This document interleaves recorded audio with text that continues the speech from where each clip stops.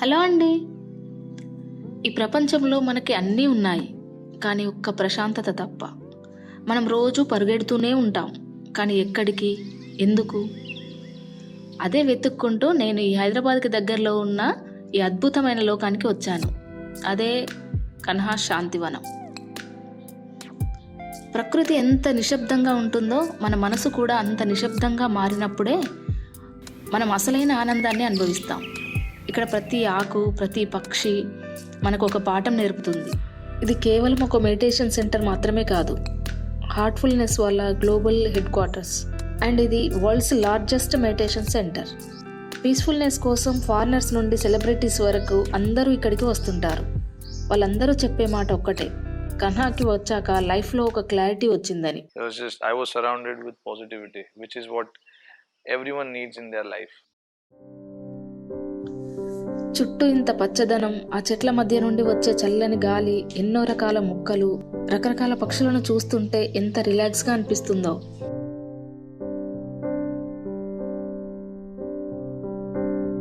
Hello friends, welcome to my channel. ఇది మన హైదరాబాద్ సిటీకి 50 కిలోమీటర్స్ దూరంలో ఉంటుంది.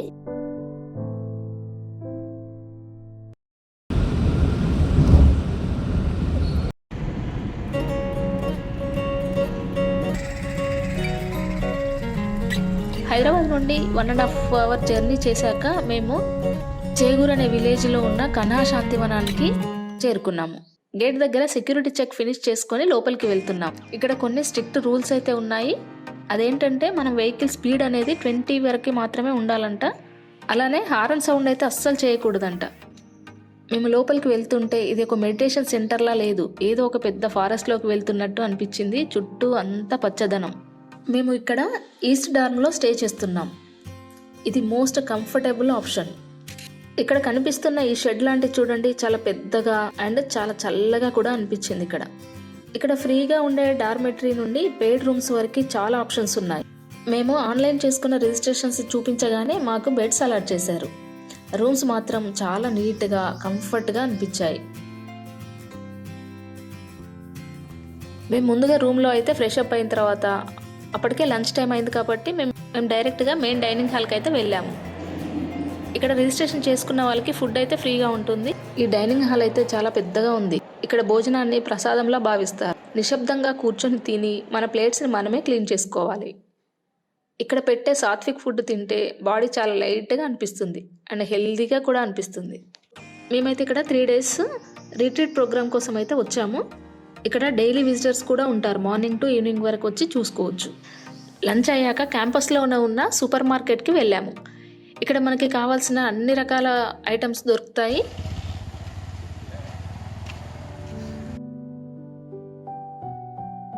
మా రిట్రీట్ ప్రోగ్రాంలో భాగంగా ఈవినింగ్ ఒక మెడిటేషన్ సెషన్కి అటెండ్ అయ్యాము. అసలు మెడిటేషన్ ఎలా చేయాలి అనేది ఇక్కడ చాలా క్లియర్గా ఎక్స్ప్లెయిన్ చేశారు.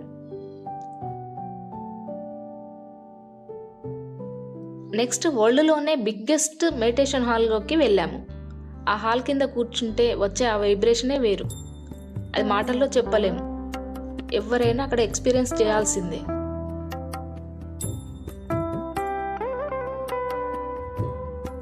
రాత్రిపూట ఈ మెడిటేషన్ హాల్ లైటింగ్లో ఇంకా అద్భుతంగా ఉంటుంది. ఆ తర్వాత పక్కనే ఉన్న బుక్ స్టోర్కి వెళ్ళి కొన్ని మంచి బుక్స్ చూసి కొన్ని తీసుకున్నాం.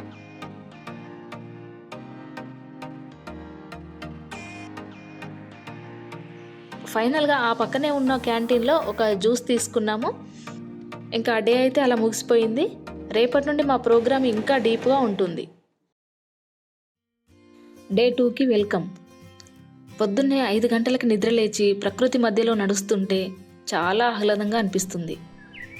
చుట్టూ రంగురంగుల పూలు, పక్షుల అరుపులు. సిటీ మధ్యలో మనం మిస్ అయ్యే ఆ స్వచ్ఛమైన గాలి ఇక్కడ దొరుకుతుంది.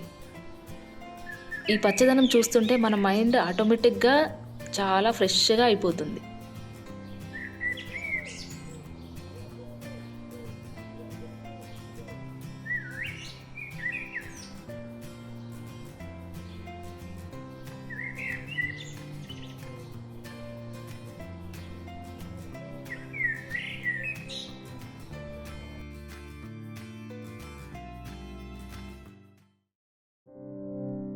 ఇక్కడ నుండి మేము మెయిన్ మెడిటేషన్ హాల్కి వెళ్ళాము. ఇది ప్రపంచంలోనే అతిపెద్ద మెడిటేషన్ హాల్. ఒకేసారి 1,00,000 మంది కూర్చొని ధ్యానం చేసుకోవచ్చు.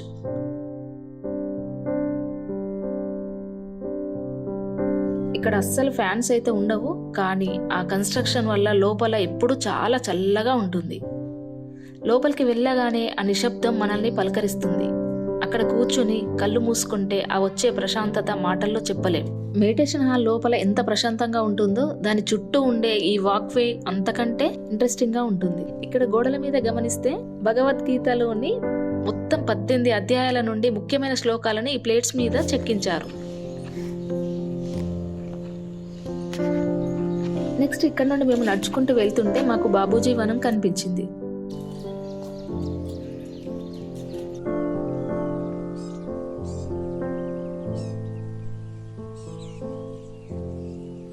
ఇది జస్ట్ ఒక గార్డెన్ కాదు, ఒక మినీ ఫారెస్ట్.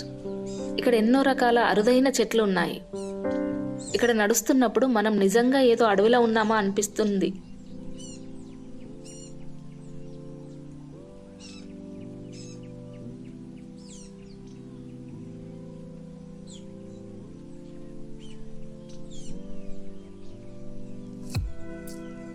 ఇందులోనే గోశాల కూడా ఉంది. అక్కడే మాకు మెడిటేషన్ పార్ట్స్ కనిపించాయి. ఇవి చాలా ఇంట్రెస్టింగ్గా ఉన్నాయి. మీకు ఏకాంతంగా ఎవరి డిస్టర్బెన్స్ లేకుండా ధ్యానం చేసుకోవడానికి చిన్న క్యాబిన్స్లా చాలా బాగున్నాయి.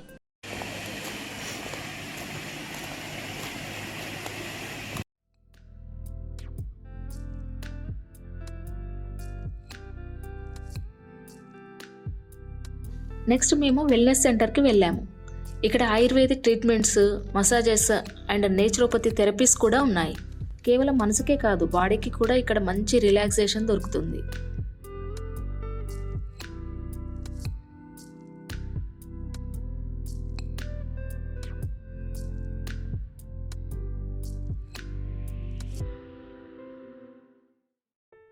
నెక్స్ట్ మేము ఇక్కడ నుండి నడుచుకుంటూ వెళ్తుంటే ఇక్కడ చూడండి, మంచి గ్రీనరీ మీద ఎల్లో ఫ్లవర్స్ కనిపిస్తున్నాయి కదా. ఇవి ఇక్కడ ఇలా పూసాయి అనిపించింది, కానీ అసలు చూస్తే ఏంటంటే పైన చెట్టు నుండి రాలిన ఫ్లవర్స్ నుండి తీసి ఇక్కడ కింద ఇలా ఆర్గనైజ్ చేశారనమాట. కానీ చూస్తుంటే రియల్గా ఇక్కడే పూసాయి అనిపించాను కదా. ఇవి చూడడానికి కూడా చాలా బాగున్నాయి. ఇక్కడ నుండి మేము రూమ్స్కి అయితే వెళ్ళి ఫ్రెష్ అప్ అయి లంచ్ చేసుకున్నాము. లంచ్ కంప్లీట్ అయిన తర్వాత బ్రైటర్ మైండ్స్ సెషన్కి వెళ్ళాము. ఇది నిజంగా మ్యాజిక్లా అనిపించింది. పిల్లలు కళ్ళకు గంతలు కట్టుకొని ఓన్లీ సౌండ్ అండ్ స్మెల్తోనే ఆబ్జెక్ట్ యొక్క కలర్స్ని చెప్తున్నారు. వాళ్ళ ఫోకస్ అండ్ ఇంట్యూషన్ లెవెల్స్ చూస్తే మనం షాక్ అవ్వాల్సిందే. పిల్లల మేధస్సుని పెంచడానికి ఇది ఒక గొప్ప ప్రోగ్రామ్. ये कलर पेंसिल्स या कलर्स जो भी चीज आप देते हो तो टच से स्पर्श एंड साउंड से उनको आंसर कलर मालूम हो जाता है.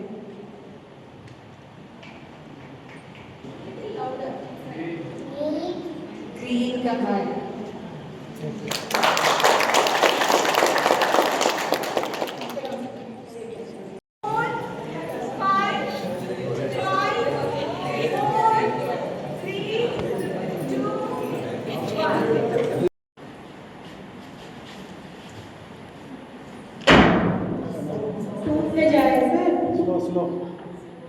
Slow.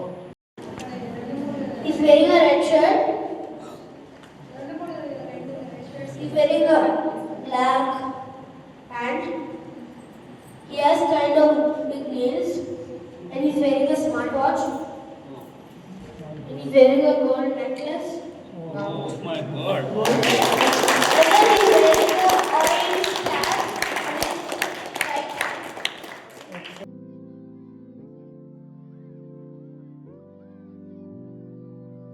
ఇక డే 2లో మేము ఎక్కువగా టైం స్పెండ్ చేసింది మాకు బాగా నచ్చిన ప్లేస్ యాత్రావనం. ఇది జస్ట్ ఒక పార్క్ కాదు, మన లైఫ్ జర్నీని ప్రతిబింబించేలా దీన్ని డిజైన్ చేశారు. ఇక్కడ ప్రతి అడుగులోనూ ఒక కొత్త అనుభూతి కలుగుతుంది.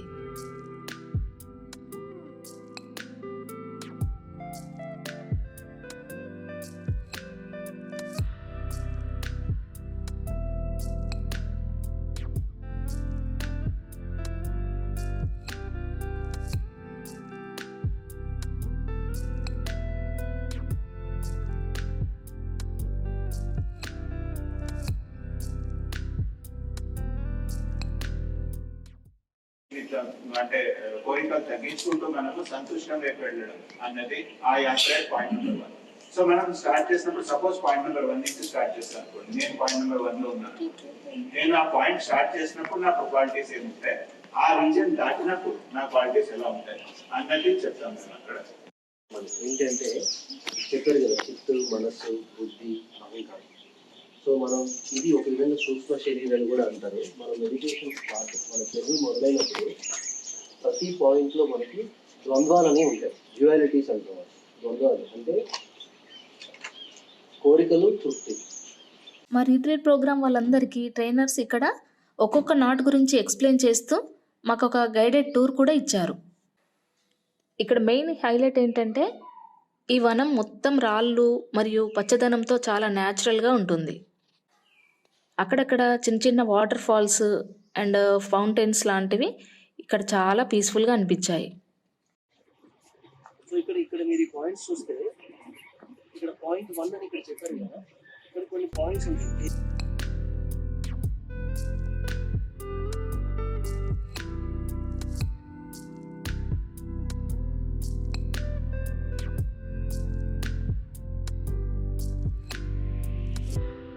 ఈ కనహ శాంతివనం 1400 ఏకర్స్లో ఉంటుంది. ఇక్కడ ప్లేసెస్ విజిట్ చేయడానికి నడవలేని వాళ్ళ కోసం ఎలక్ట్రిక్ వెహికల్స్ కూడా ఉంటాయి.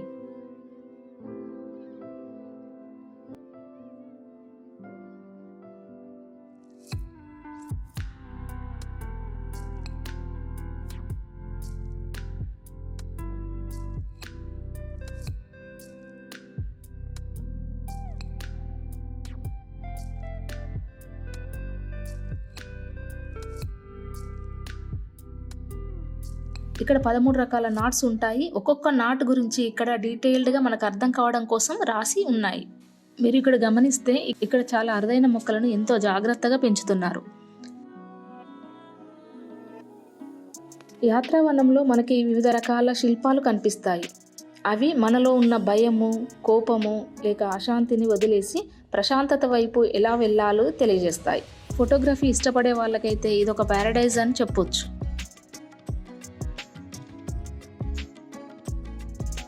మేము ఇక్కడ దాదాపు 2 hours పాటు టైం స్పెండ్ చేసాం. అయినా సరే ఇంకా అక్కడే ఉండాలనిపించింది. ఆ ప్రకృతి ఒడిలో కూర్చుంటే వచ్చే పీసే వేరు.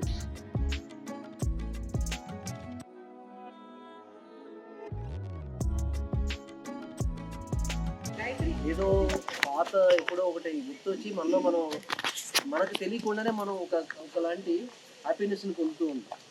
సో దానికి ఇది. సో మనం ఇప్పుడు ఈ జర్నీ మనం ఏదైతే ఆధ్యాత్మిక జర్నీ మనం చేసేది ఏదైతే ఉందో ఈ మనకి ఒక క్లారిటీ ఉందనుకోండి, మనం ఇంకా ముందుకు వెళ్ళడానికి ఇది మనకు ఉపయోగపడుతుంది. ఎవరి దగ్గరికి వెళ్ళి మనం సలాం కొట్టాల్సిన పని లేదు, ఎవరికి గులాం చేయాల్సిన పని లేదు. అప్పుడు మీరు ఎక్స్పీరియన్స్ చేస్తే ఆ మెడిటేటివ్ ఎక్స్పీరియన్సెస్ కొంచెం డిఫరెంట్ ఉంటాయి. అది మీరు అందరూ కూడా అది దాన్ని ఎక్స్పీరియన్స్ చేయాలన్నది. యాత్రావనం పగలు ఎంత అందంగా ఉంటుందో రాత్రిపూట అంతకంటే ఎక్కువ అందంగా, ప్రశాంతంగా మారుతుంది.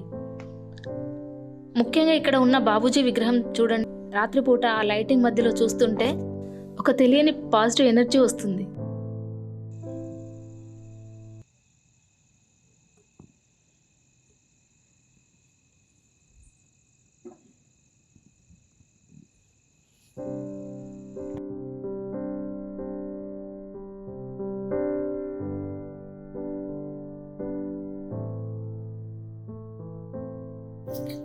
నెక్స్ట్ లైబ్రరీకి వెళ్ళి అక్కడ కాసేపు టైం స్పెండ్ చేసి మా సెకండ్ డేని ఇలా ముగించేసాం.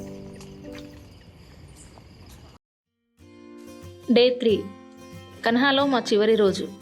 ఈరోజు పొద్దున్నే ఆ పూల తోట మధ్యలో నడుస్తుంటే మనసు చాలా తేలికగా అనిపించింది. ఒక చెట్టు కింద కూర్చొని ఈ 3 రోజుల్లో నేను ఏమి అనుభవించానో, నాలో వచ్చిన మార్పులేంటో ఇలా నా డైరీలో రాసుకున్నాను. సిటీ లైఫ్ హడావిడిలో మన గురించి మనం ఆలోచించుకోవడమే మర్చిపోతాం. కానీ ఇక్కడ ఆ టైం నాకు దొరికింది. ఈరోజు సండే కాబట్టి ఇక్కడ సండే మార్కెట్ పెట్టారు. ఇక్కడ చాలా న్యాచురల్గా ఉండే వస్తువులు మనకి దొరుకుతాయి. ఇక ఈరోజు highlight Sunday meditation session. Main meditation హాల్లో వేల సంఖ్యలో జనం ఒకేసారి కూర్చొని ధ్యానం చేస్తున్నారు. అంతమంది ఉన్నా కూడా ఇక్కడ పిన్ డ్రాప్ సైలెన్స్. ఆ నిశ్శబ్దంలో ఒక రకమైన పవర్ ఉంది. అందరి ఎనర్జీ కలిసి ఆ హాల్లో ఒక పాజిటివ్ వైబ్రేషన్ని క్రియేట్ చేస్తుంది. ఈ ఎక్స్పీరియన్స్ నా లైఫ్లో ఎప్పటికీ గుర్తుండిపోతుంది.